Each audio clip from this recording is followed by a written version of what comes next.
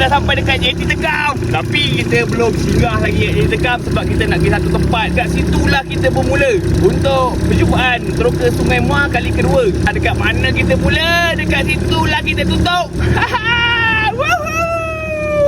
Alright geng. Sekejap, belum sampai dekat E. Alright guys, kali kita telah sampai dekat Tekam, Kampung Tekam. Dan belakang ni adalah kolam ikan Abah Yim. Alhamdulillah geng. Kita dah sampai. Kali kedua si mula daripada sini geng. Alhamdulillah geng, ekspedisi kali ni selesai.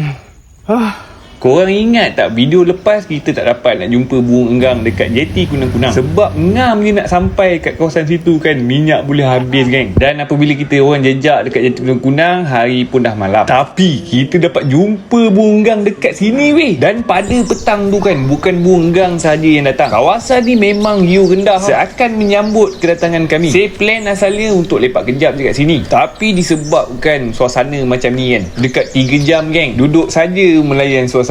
Alright geng, kita orang dah selesai ekspedisi Teroka Sungai Muar. Dan sekarang ni kita akan menuju ke JT Tekam untuk pulang bot. Terima kasih kepada semua sebab menyapot saya. Tak kisahlah daripada apa bentuk sekalipun geng. Abang nampak. Saya nak sebut satu pun saya tak kerti macam mana. Terima kasih korang semua. Terima kasih sebab percaya dekat saya. Dan terima kasih atas segalanya geng. Secara zahirnya buat masa ni, saya memang tak akan mampu untuk balas atas jasa dan kebaikan yang korang lakukan pada saya. Tapi saya yakin dan saya tahu Allah tu maha berkuasa. Saya doakan semoga catatan ini kekal untuk selamanya geng. Amin. Bot kita dah parking kat sana. Kita biarkan bendera Johor dekat bot Teroka geng. Tu rencana bagi dia. Ini Abang Jamil kita. Ngam-ngam naik JT Abang Jamil pun sampai lah. Dua pelawa kita orang makan. Jadi kita orang bos apa dia tu. Nama-nama? Jol. Black. Lepas ni kita akan pergi ke Pengantin Kota, ambil motor dan kita akan balik ke Melaka geng. Sekarang ni kita dah sampai dekat rumah Abang Yim geng. Dan kita akan pulangkan enjin botnya kembali. Terima kasih Abang Yim. Alright geng, jadi itulah last cerita untuk Teroka Sungai Muar.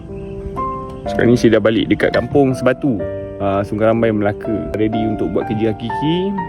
Jom ke laut buat apa-apa yang patut lah. Tolong abah kan. Alright geng, kita jumpa lagi di ekspedisi yang seterusnya.